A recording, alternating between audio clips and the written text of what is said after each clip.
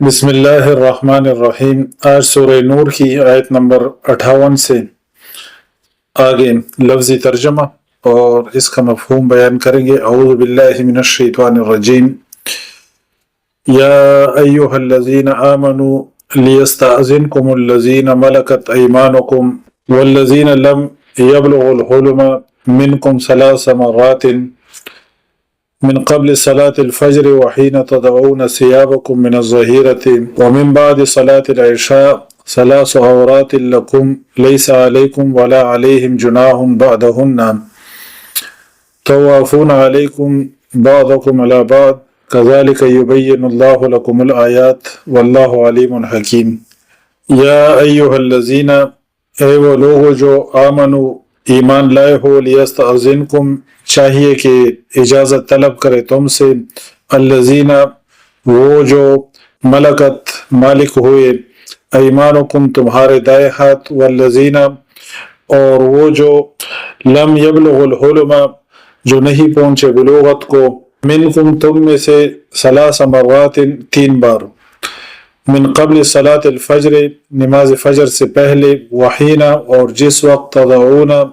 تم اتار دیتے ہو، ثیابکم اپنے کپڑے، من الظہیرۃ دوپہر کو، ومن بعد صلاة العشاء اور بعد نماز عشاء، ثلاث عورات یہ تین پردے ہیں، لکم تمہارے لیے، لیسا نہیں ہے، علیکم تم پر، ولا علیہم اور نہیں ان پر، جناح کوئی گناہ، بعدہن ان وقتوں کے بعد، طوافون وہ بکثرت آنے والے ہیں، علیکم تم پر، بعضکم یعنی بعض تمہارے، علی بعض بعض پر، کذالک اسی طرح، یبین اللہ بیان کرتا ہے اللہ، لکم تمہارے لیے، الآیات آیتیں، واللہ اور اللہ، علیم خوب جاننے والا، حکیم خوب حکمت والا ہے۔ اس رکوع کی جو ابتدائی آیات ہیں، اس میں معاشرتی احکام بیان ہو رہے ہیں جو اس صورت کا اصل موضوع ہیں، اور اس موضوع کے متعلق اس سورہ نور میں کئی ایک آیات پہلے بھی گزر چکی ہیں۔ ابھی جو ہم نے آیت بیان کی تو اس میں گھر کی پرائیویسی کے متعلق بیان ہے کہ تین اوقات ایسے ہیں جس میں گھر کے اندر جو نابالغ بچے ہیں یا جو نوکر چاکر ہیں، جو خدمت گزار ہیں، غلام ہیں، لونڈیا ہیں، تو وہ لوگ پرمیشن کے بغیر داخل نہیں ہوں گے، یعنی وہ لوگ پرمیشن لیں گے۔ تین اوقات اس میں بیان ہوئے ہیں، فجر سے پہلے کا جو وقت ہے، اسی طرح دوپہر کا وقت، اور اسی طرح نماز عشاء کے بعد۔ یہ تین اوقات پردے کے اوقات ہیں،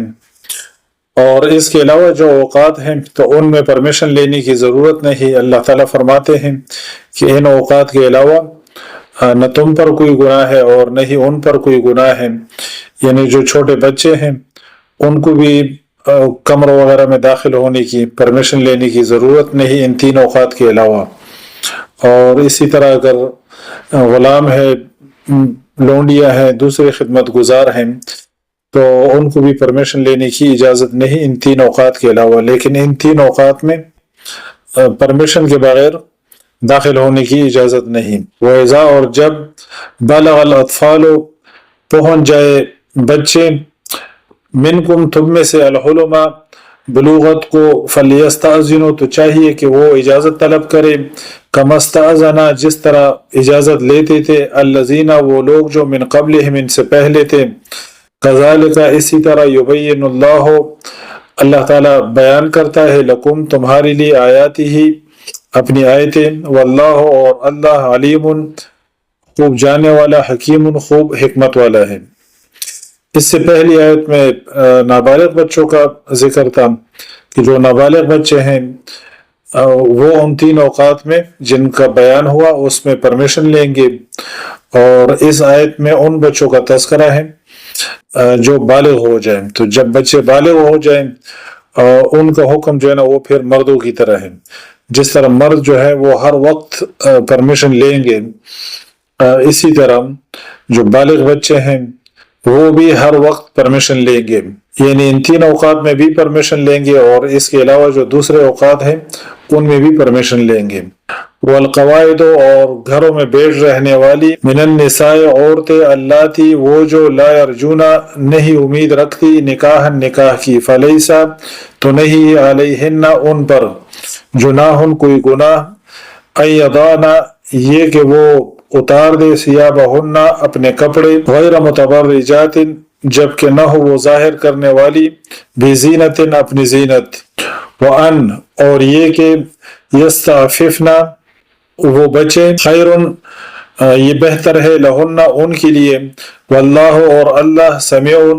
خوب سننے والا، علیم خوب جاننے والا ہے۔ اس آیت میں ان بوڑھی عورتوں کا ذکر ہے کہ جن کی زیادہ عمر ہے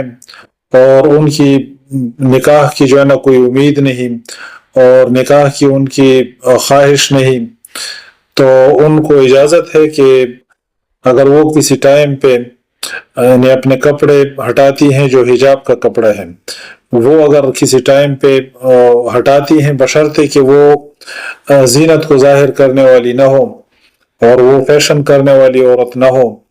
اگر بڑی عمر کی بھی ہے، بوڑھی عورت ہے لیکن فیشن کرتی ہے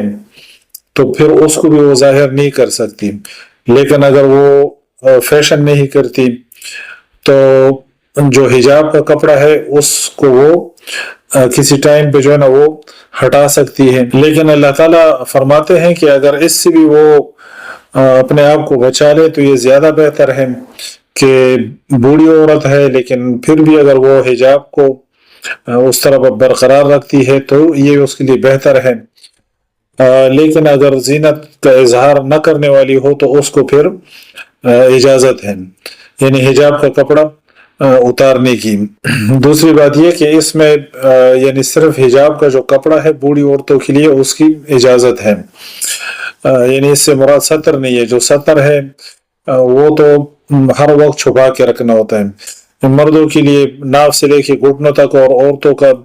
سارا بدن، لیسا نہیں ہے، علی الاعمى اندھے پر، حرجن کوئی حرج، ولا علی الاعرج اور نہ لنگڑے پر، حرجن کوئی حرج، ولا علی المریض اور نہ مریض پر، حرجن کوئی حرج، ولا علی انفسکم اور نہ خود تم پر، ان تاکلوا یہ کہ تم کھاؤ،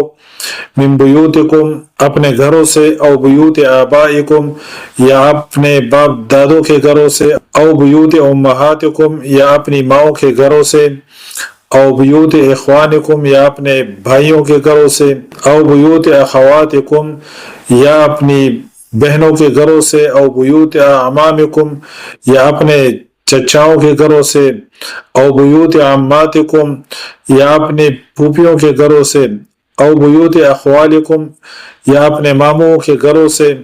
او بیوت خالاتکم یا اپنی خالاؤں کے گھروں سے، او ما یا ان گھروں سے، ملکتم جن کے تم مالک ہو، مفاتحہ ان کی چابیوں کے، او صدیقکم یا اپنے دوستوں کے یعنی اپنے دوستوں کے گھروں سے، لیس علیکم نہیں ہے تم پر، جناح کوئی گناہ، ان تاکلوا یہ کہ تم کھاؤ، جمیعاً اکٹھے، او اشتاتاً یا الگ الگ، فَإِذَا دَخَلْتُمْ پس جب تم داخل ہو، بیوتاً گھروں میں، فَسَلِّمُوا تو سلام کرو، عَلَىٰ أَنفُسِكُمْ اپنے لوگوں پر، تحیتاً دعائے خیر، من عند اللہ اللہ کی طرف سے، مبارکتاً بابرکت، طیبتاً پاکیزہ، کذالک اسی طرح، یبین اللہ بیان کرتا ہے اللہ، لکم تمہارے لیے، الآیات آیتیں، لعلکم تاکہ تم تعقلون عقل کرو۔ اس آیت میں کھانے کے متعلق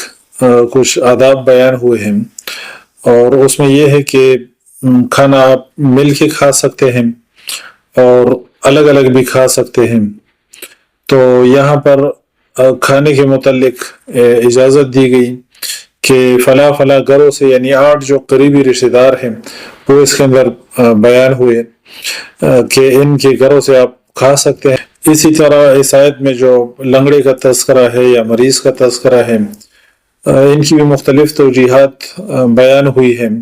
البتہ اس میں پرمیشن ہے کہ ان لوگوں کے ساتھ مل کے آپ کھا سکتے ہیں، آپ الگ الگ کھا سکتے ہیں۔ اسی طرح مختلف رشتہ دار بیان ہوئے کہ ان کے گھروں سے آپ کھا سکتے ہیں، یا ان گھروں کی جن کی چابیوں کے تم مالک ہو تو ان گھروں سے کھا سکتے ہو۔ اسی طرح اللہ تعالیٰ فرماتے ہیں کہ جب تم گھروں میں داخل ہو تو سلام کرو، یہ مقرر ہے اللہ کی طرف سے، بابرکت ہے اور پاکیزہ ہے۔ کذالک یبین اللہ لکم الآیات لعلکم تعقلون، اسی طرح اللہ تعالیٰ تمہارے لیے اپنی آیات بیان کرتا ہے تاکہ تم عقل کرو۔ سبحانک اللہم و بحمدک، اشہد ان لا الہ الا انت، استغفرک و اتوب الیک۔